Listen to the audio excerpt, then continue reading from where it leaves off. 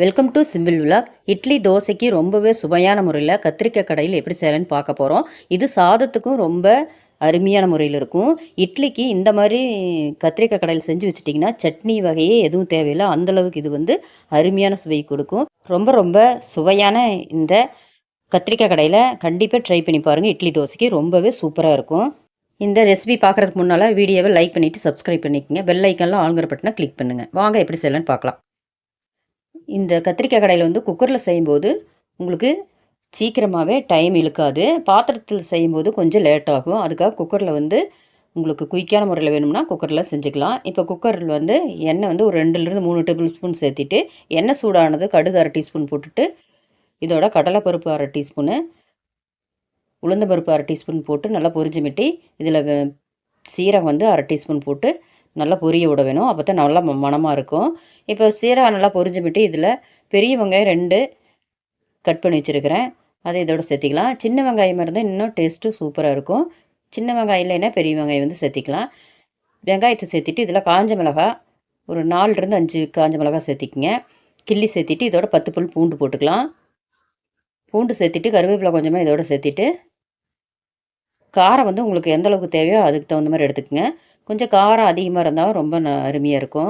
இப்போ வெங்காயம் நல்லா வதக்கிட்டு இதில் 2 தக்காளி கட் பண்ணி வச்சுருக்கிறேன். அதையும் இதோட சேர்த்திக்கலாம். இதோட கல்லுப்பு தேவையான அளவு சேர்த்திட்டு நல்லா வதக்கிக்கலாம். எந்த அளவுக்கு நீங்கள் கத்திரிக்காய் எடுத்துருக்கிறீங்களோ அதுக்கு தகுந்த மாதிரி எல்லா பொருளும் கூட்டவோ குறைக்கவோ செஞ்சுக்கோங்க. இப்போ வந்து தக்காளி வதக்கும் போதே மஞ்சத்தூள் கொஞ்சமாக சேர்த்திட்டு நல்லா கலந்து விட்டுட்டு தக்காளி குழைய வதக்கி வேணும். தக்காளி வதக்கணுன்னா இதில் கட் பண்ணி வச்சுருக்கிற கத்திரிக்காயை வந்து இதோட சேர்த்திக்கலாம். நான் 1/4 கிலோ கத்திரிக்காய் வந்து இதுக்கு சேர்த்துருக்குறேன். அதுக்கு தகுந்த மாதிரி பொருட்களெல்லாம் எடுத்துருக்கிறேன். நீங்கள் எந்தளவுக்கு கத்திரிக்காய் எடுத்துருக்கிறீங்களோ அதுக்கு தகுந்த மாதிரி பொருட்களெல்லாம் சேர்த்திக்கங்க. இப்போ கத்திரிக்காயெல்லாம் சேர்த்தியாச்சு. இப்போ புளி வந்து கொஞ்சமாக எடுத்து சேர்த்திக்கலாம். தக்காளியும் சேர்த்திருக்கிறனால புளி வந்து கரெக்டான அளவு எடுத்துக்க வேணும். இப்போ நல்லா கலந்து விட்டுட்டு கொஞ்ச நேரம் வந்து தண்ணி சேர்க்காம குக்கர் மூடி வந்து திருப்பி வச்சு கொஞ்ச நேரம் வேக விட்டுக்கலாம். அப்படி வேக விடும்போது நல்லா சுவையான முறையில் இருக்கும். இப்போ கொஞ்சம் நேரம் வெந்துருச்சு. இப்போ இதுக்கு பிறகு கொஞ்சமாக தண்ணி சேர்த்திக்கணும். குறைவான முறையிலேயே தண்ணி வந்து இதுக்கு சேர்த்திக்கணும். ரொம்ப தண்ணியாக இருந்தால் கெட்டியாக வராது, ரொம்ப தண்ணி ஆயிரும். இப்போ தண்ணி சேர்த்திட்டு நல்லா கலந்து விட்டுட்டு குக்கர் மூடி போட்டு 2 விசில் விட்டு எடுத்துக்கலாம். இப்போ 2 விசில் விட்டு எடுத்தாச்சு. இப்போ பாருங்கள் நல்லா வெந்து வந்துருச்சு. கத்திரிக்காயும் தக்காளி எல்லாம் நல்லா குழைய நல்லா வெந்துருச்சு.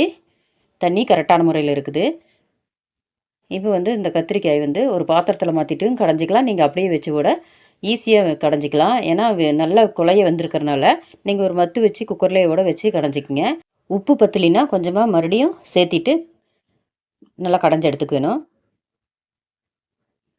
இப்போது நம்ம இதுக்கு வந்து தாளிப்பு கொடுக்க தேவையில்லை. ஏற்கனவே நம்ம தாளித்து தான் குக்கரில் வந்து செஞ்சுருக்குறோம். அதனால் தாளிக்க தேவையில்லை.